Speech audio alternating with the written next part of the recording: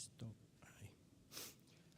ahí. Bueno, no sé si el domingo pasado se presentó, pero mañana creo que marcha. Así que, Lidia Lemore, ¿estás ahí? Sí, ¿verdad? Pues ella ha venido desde Suiza unos días para acompañar a Felipe y ahora es mañana, ¿no?, que ya regresabas. Bueno, pues que Dios te guarde y te aliente, ¿eh?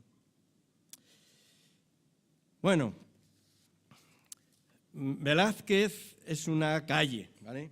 Pero antes de una calle fue un pintor, uno de los grandes pintores, no le he dado todavía yo, bueno, uno de los grandes pintores de la historia del arte.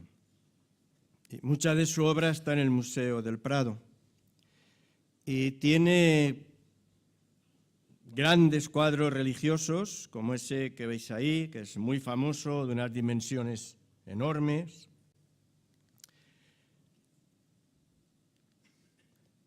Tiene también cuadros también de grandes dimensiones, de reyes, de nobles de la corte, pero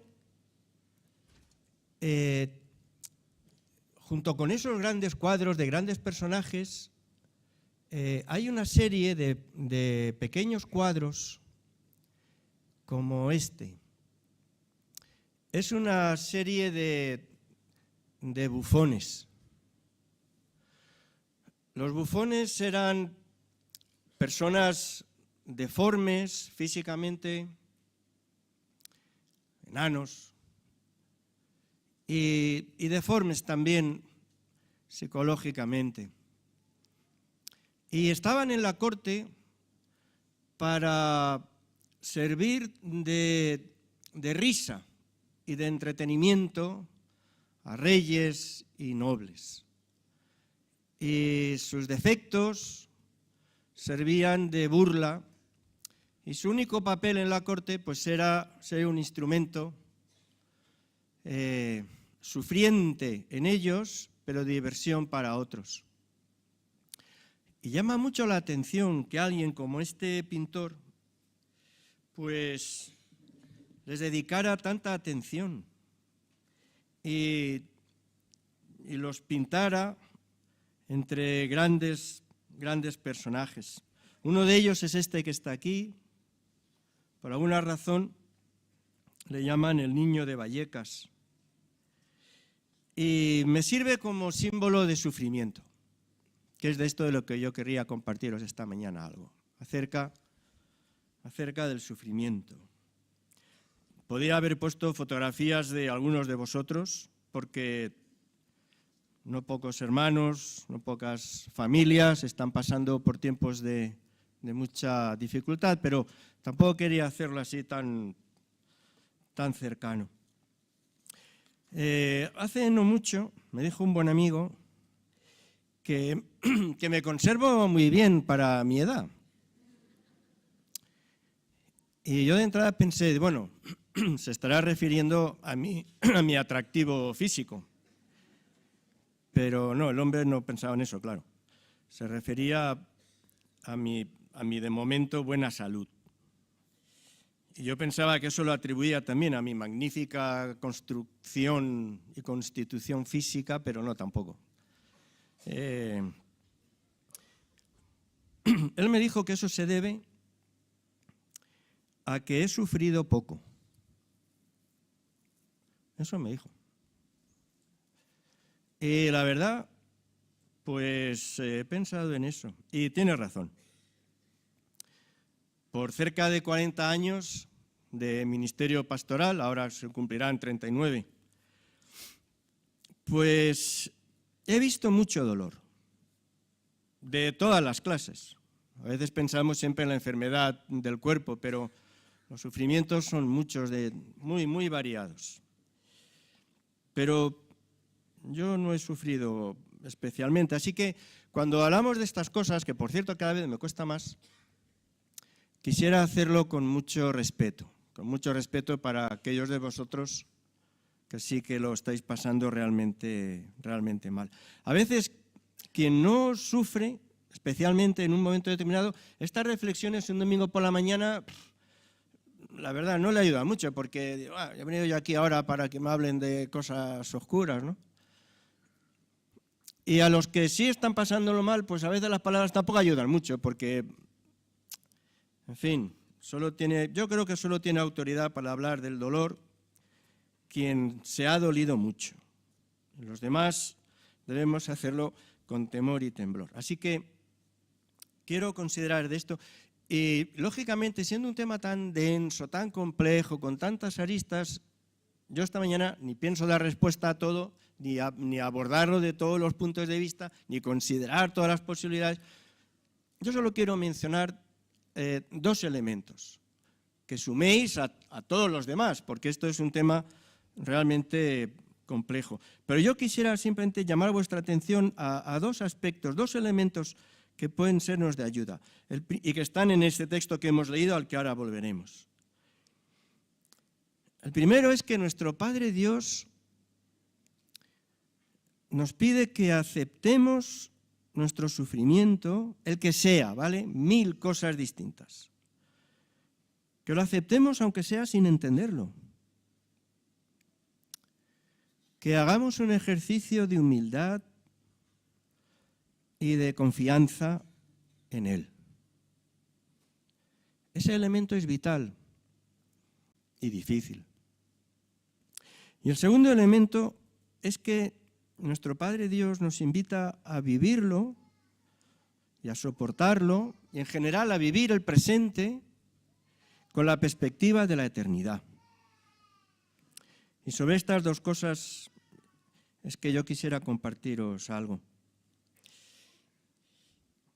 El poeta León Felipe tomó precisamente este cuadro, esta imagen del niño de Vallecas, de este bufón sufriente, como un ejemplo para abordar el misterio del sufrimiento.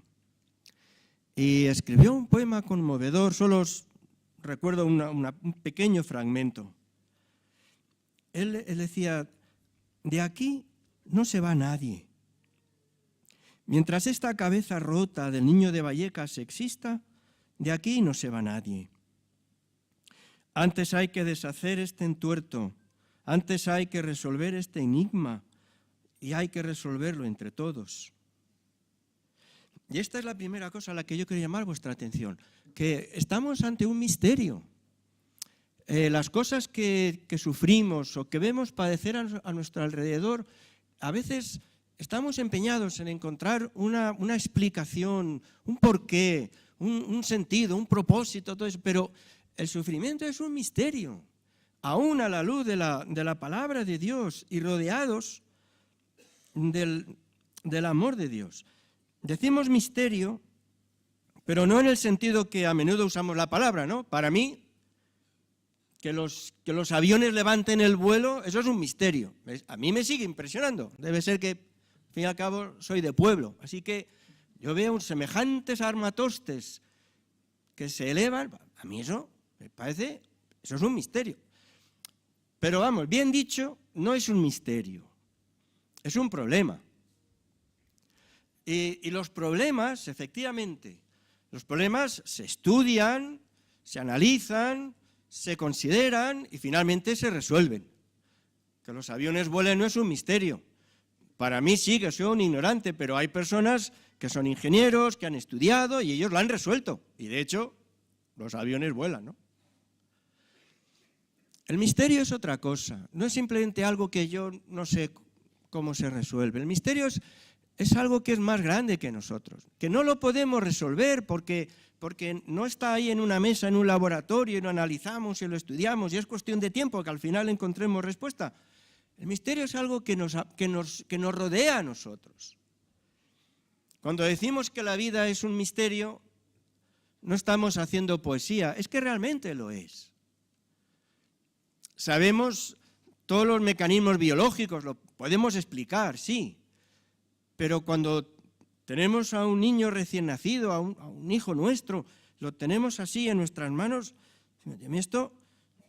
esto es un misterio, es que es más grande que nosotros. La vida es un misterio.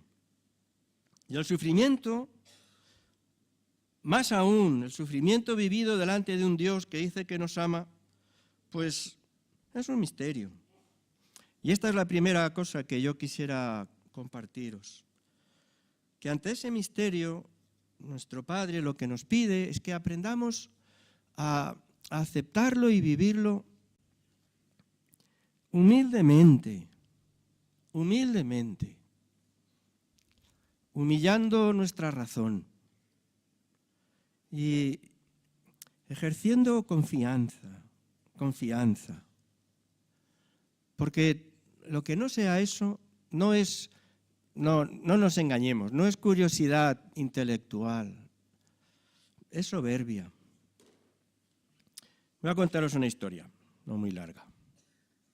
No se ve muy bien, es un dibujo, no hay fotos, claro.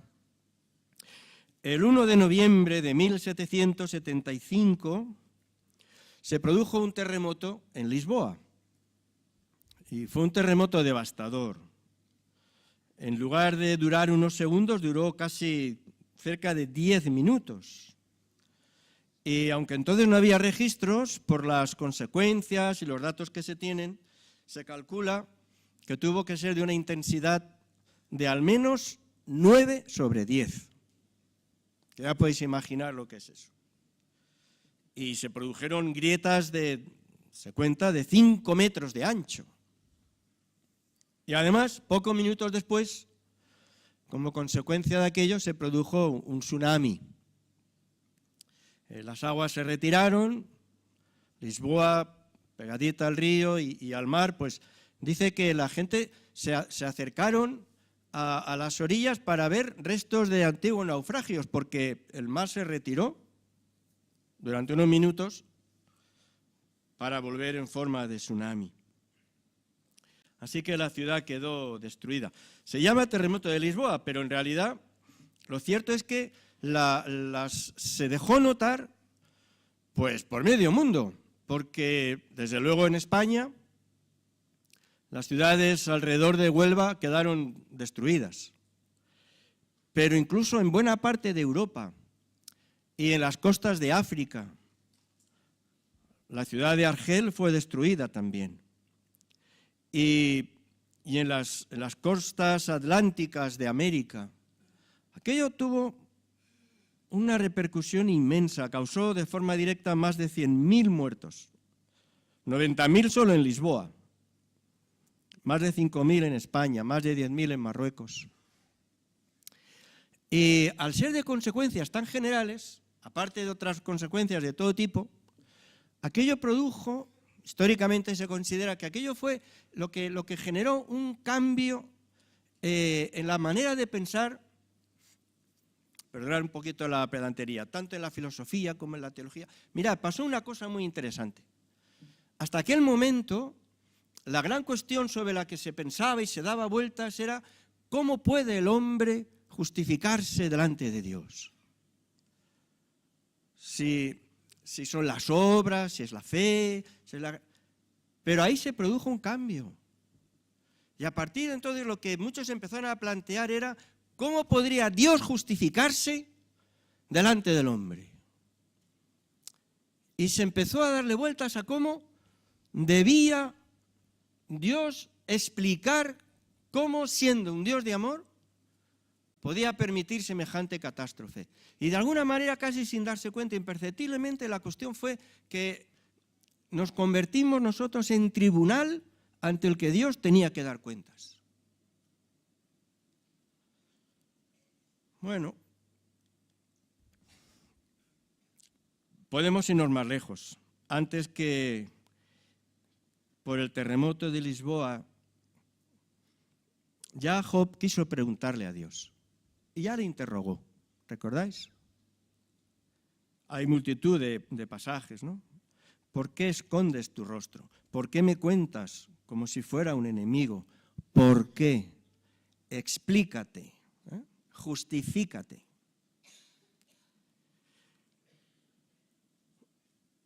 La Biblia nos enseña que Dios a esa pregunta le contestó a Job con una batería de preguntas a la que Job no pudo contestar.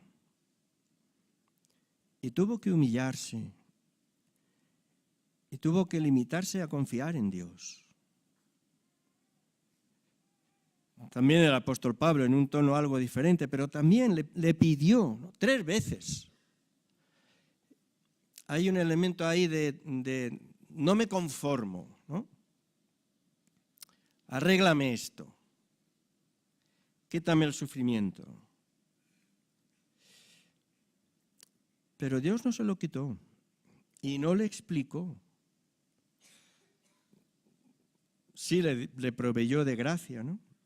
Y Pablo también tuvo que humillarse y aceptar confiar en Dios. Esta es la primera cosa en la que quiero insistir de estas 2 que quería mencionaros. No son las únicas, hay muchas más, ¿vale? Esto sería un planteamiento incompleto, pero a mí me parece importante, mirad, porque nuestro Padre nos llama a creer que nunca se olvida de nosotros, a creer que nunca se olvida de querernos. Por más que las circunstancias que nos rodean, que sufrimos, sean difíciles y desde luego incomprensibles. Así que ante el misterio del sufrimiento solo cabe 2 posibilidades. O bien, en el fondo, esa altivez, la altivez de nuestro intelecto que reclama a Dios que se explique, que se justifique y nos dé razón de por qué nos pasa lo que nos pasa, que se explique. O por el contrario, caer de rodillas delante de Dios en silencio y en adoración a aquel que es más grande que nosotros.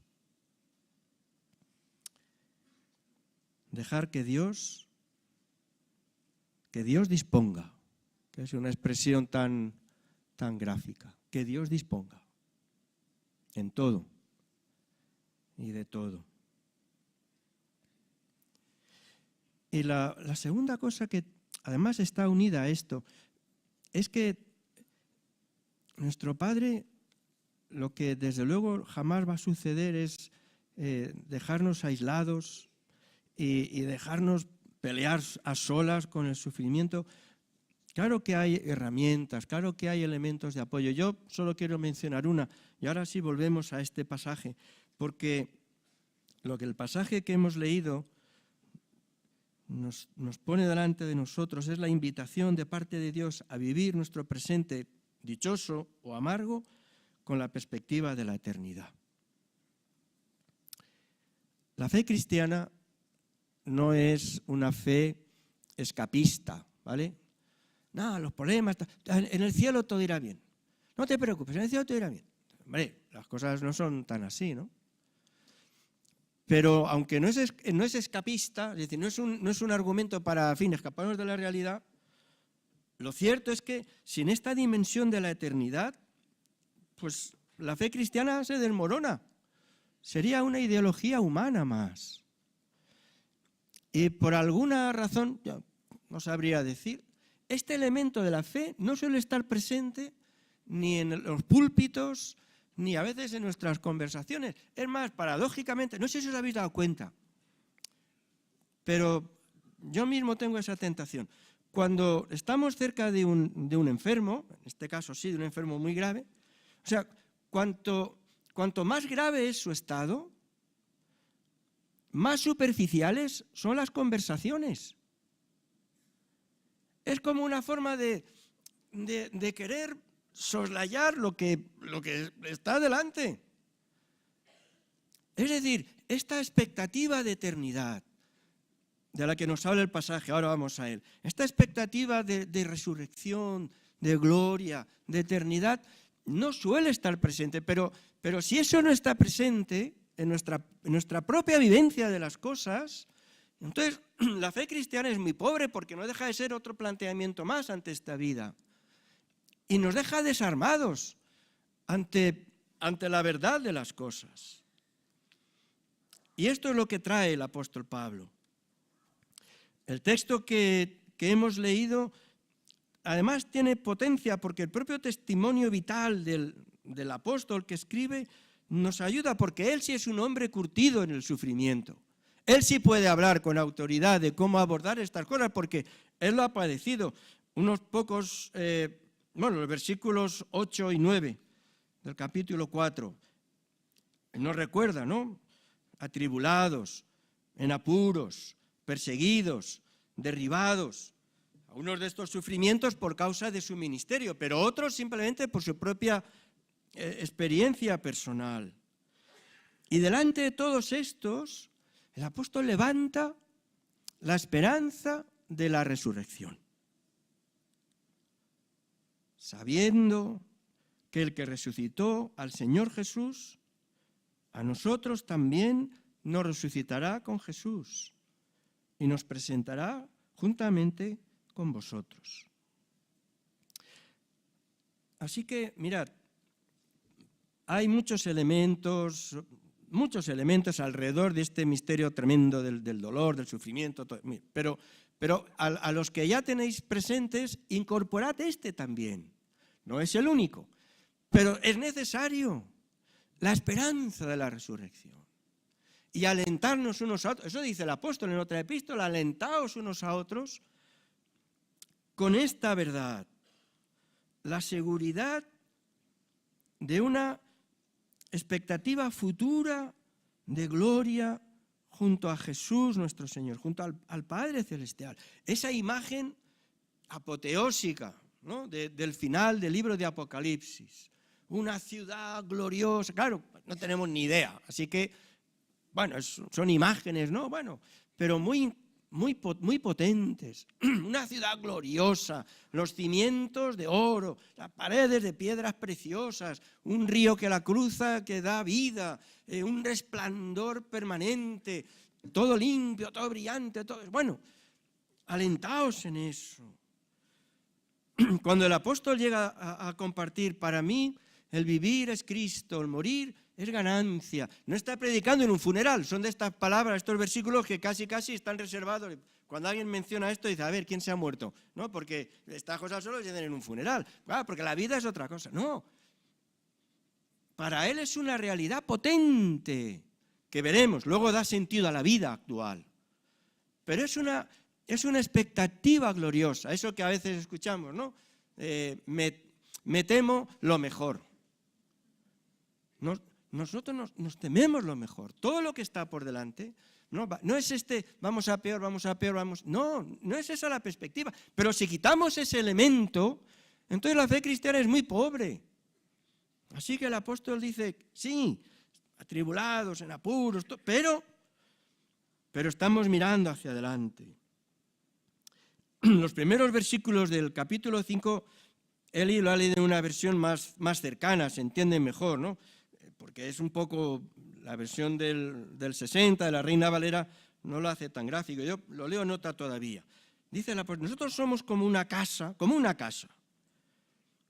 tienda de campaña, no permanente. Habla del cuerpo, ¿no? de esta condición. Pero sabemos que si esta tienda se destruye, es el fin. No. Si esta tienda se destruye, Dios nos tiene preparada en el cielo una casa eterna. Y dice, mira, ya están pensando, mira la eternidad, qué cobardicas son para la vida, solo piensan en el futuro. No, ya lo veréis como no, luego lo veremos. Pero es verdad. Pero ¿cómo podemos menospreciar, olvidar, desatender semejante verdad que es lo que da proyección de eternidad a nuestra expectativa y a nuestra vida? Dios nos tiene preparada en el cielo una casa eterna, que no ha sido hecha por manos humanas. Y por eso suspiramos mientras vivimos en esta casa actual, pues quisiéramos mudarnos ya a nuestra casa celestial. Así, aunque seamos despojados de este vestido, ¿no? de este cuerpo, de esta vida, pues no quedaremos desnudos. Mientras vivimos en esta tienda, suspiramos afligidos, quisiéramos ser revestidos de tal modo que lo mortal quede absorbido por la nueva vida. venga tu reino. Está diciendo el apóstol, venga tu reino, venga tu reino. Toda esta realidad tan imperfecta, venga tu reino, esa expectativa gloriosa. A quien, eso sí, en el caso de un sufrimiento causado por la enfermedad, una situación ya tan grave, hombre, habrá que hablar de estas cosas con un poquito de elegancia y de cuidado, ¿vale? Por cierto, ya lo sé, esto no viene en el guión, pero hacer un paréntesis. A ver, toda la Biblia es verdad, y estos versículos son verdad, pero por el amor del cielo, administradlos con sensatez, ¿vale? Porque a veces a la gente que sufre les atizamos unos cañonazos que hacen mucho daño. Así que administremos las verdades de manera que ayuden. Y si no, entonces no hagamos nada. O sea, lo que no puede ser es que un hermano o una hermana que ha pasado por una situación terrible, que sea, le dé miedo venir a la iglesia porque no sabe qué cosas va a tener que escuchar, aunque sea con la mejor de las intenciones, ¿vale? Y como eso es real y eso pasa, entonces yo os pido que seamos sensibles cuando abordamos esto, ¿vale? Ahora, estas verdades, efectivamente, son poderosas. Por eso, el apóstol dice, versículo 16, capítulo 4, versículo 16, por tanto, sabiendo que el que resucitó al Señor Jesús a nosotros también nos resucitará con Jesús. Por tanto, no desmayamos. Otras versiones dicen, no nos desanimamos. El apóstol arrastraba una biografía repleta, ya lo sabéis, de trabajos, azotes, cárceles, peligros de muerte, apedreamientos, naufragios, desvelos, hambre, enfermedades. Dice, pero no desmayamos, porque esa expectativa de eternidad, la expectativa de una eternidad gloriosa, sostenía su ánimo. Y como escribe a continuación, al tiempo que su cuerpo se iba debilitando por la edad, por los padecimientos, algo dentro de él, esa primavera de la que hablaba Eli, ¿no? Mira, parece que se caen las hojas, parece que esto... Sí, pero hay un poder de vida que es mayor y que se extiende hasta la eternidad, hasta una primavera permanente. Y entonces, ya en el exceso de los excesos, el apóstol, después de decir que no se desanima, que esa esperanza le sostiene, permite mirar, se atreve a decir, pues eso, bueno, lo puede decir él, que la pasa muy mal, pero, ay, versículo 17, esta tribulación, este dolor, este sufrimiento, el que sea, el de cualquier clase y de cualquier intensidad, dice, esta es una tribulación leve y momentánea, que hace falta, en fin, tener mucha autoridad para atreverse a decir semejante cosa, cuando desde nuestra perspectiva humana, que es la única que tenemos, pues no solo la enfermedad, ¿no? La soledad, en fin, tantas cosas, pues vamos, eso de que pesan poco y duran poco, eso, en fin, leído así, casi sería ofensivo si no conociéramos el propio testimonio del apóstol. Pero de nuevo, eso se puede decir desde la perspectiva de la eternidad, desde la perspectiva de la resurrección, desde la perspectiva de esa eternidad gloriosa en la presencia de Dios, en las que además el apóstol Juan llega a decir en la palabra de Dios que no solo le veremos a Él, sino que seremos como Él. Madre mía, Y eso es lo que le permite al apóstol distinguir entre lo temporal y lo eterno, la aflicción y la gloria. Y por eso continúa diciendo en el versículo 18, así que no nos fijamos en lo que se ve, sino en lo que no se ve. Porque las cosas que se ven son pasajeras, pero las que no se ven son eternas. Y todavía más, los versículos ya en el capítulo 5, los versículos del 6 al 8. No nos desanimamos, más aún, confiamos. Confiamos. Lo repite en 2 ocasiones. Versículo 6 y versículo 8. Vivimos confiados. Vivimos confiados siempre. Versículo 8. Confiamos. De manera que la esperanza de eternidad y la presencia activa del Espíritu de Dios en nuestras vidas, de eso habla el versículo 5 también, eso alimenta la confianza en Dios, para con el presente, para con el futuro y para con la eternidad. Dios tiene el control de las circunstancias, Dios no se olvida de nosotros, Dios no se olvida de querernos. Yo ya no sé nada más. Lo aprendí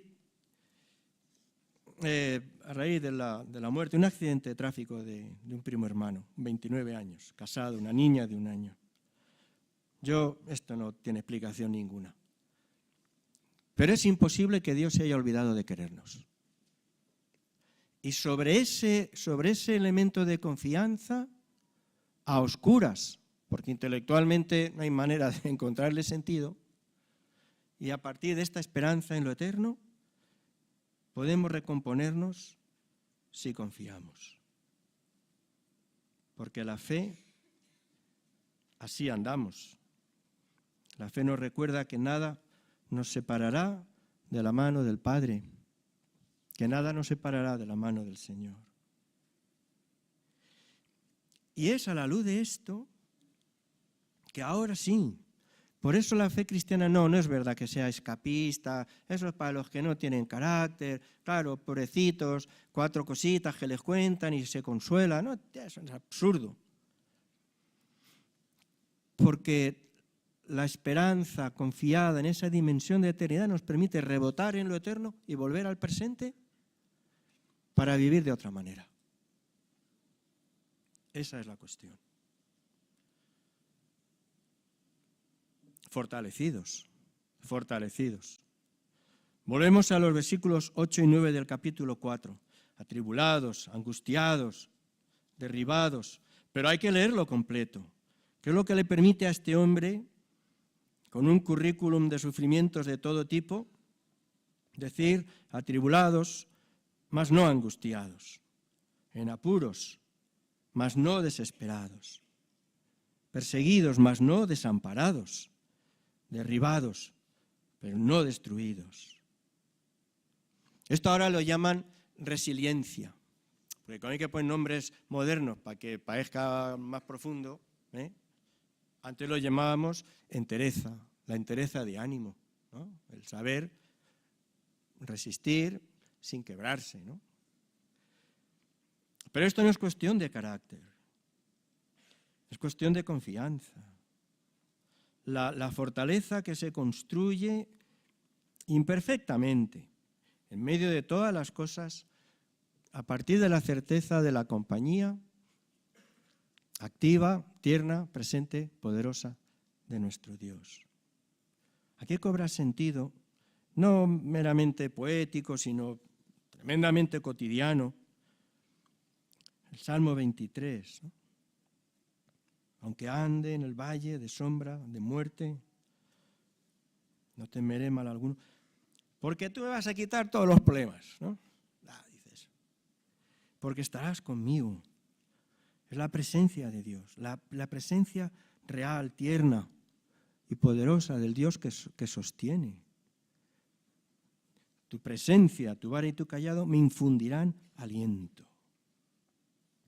Y yo sé que esta promesa es cierta, no solo porque lo dice la Biblia, sino porque yo lo he visto y lo veo a lo largo de los años en la vida de muchos hermanos, de muchas hermanas, de muchas familias que me lo han demostrado, algunos aquí presentes.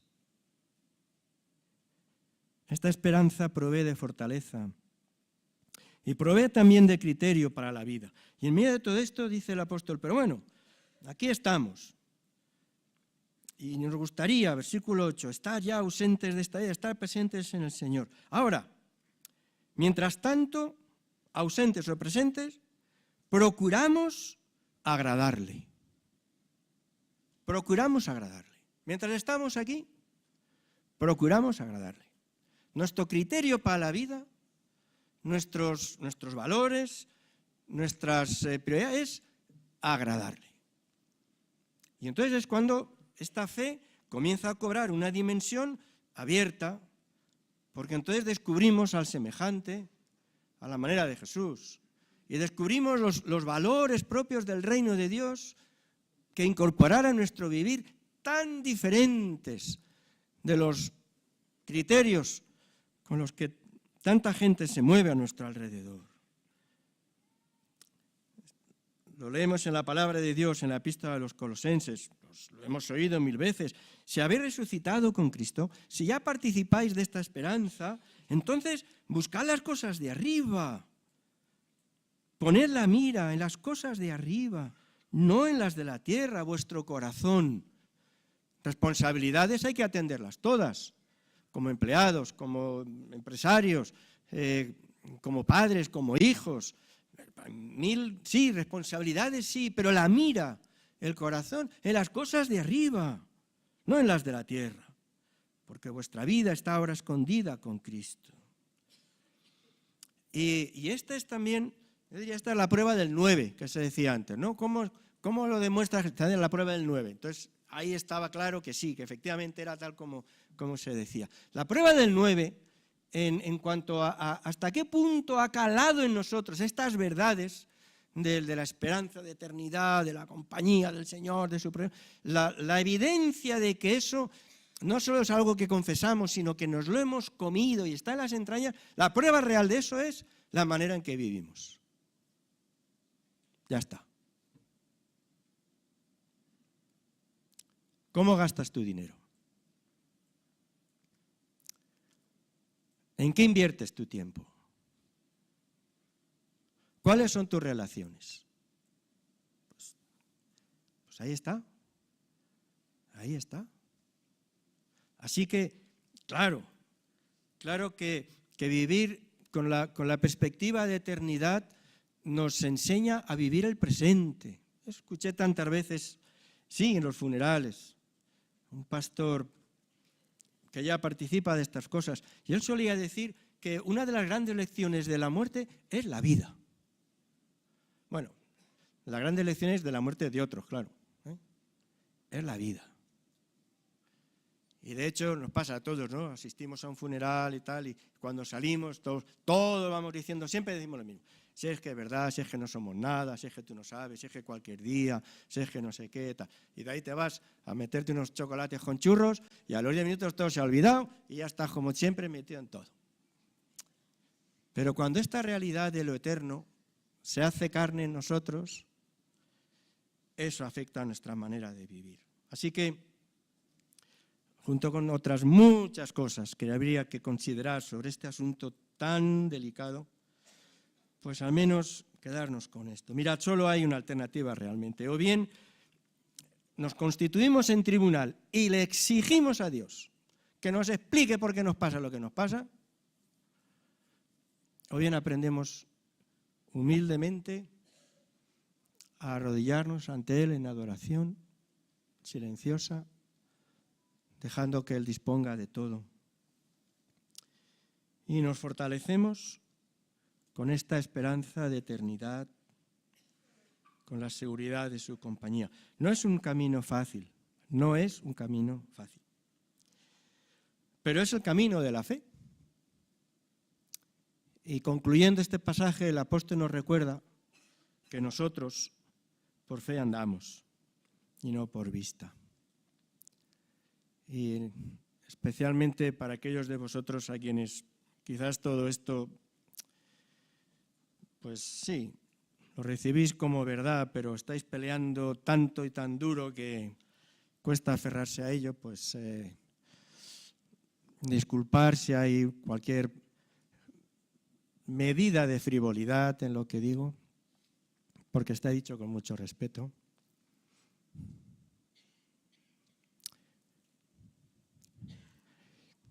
Y para todos, la provisión de Dios por su Espíritu, que aparece en este pasaje casi como de rondón, pero es esa persona la que nos puede enseñar todas las cosas conforme a la promesa de Jesús, nos puede enseñar todas las cosas como debemos aprenderlas para que toque la vida. Amén. Criatura.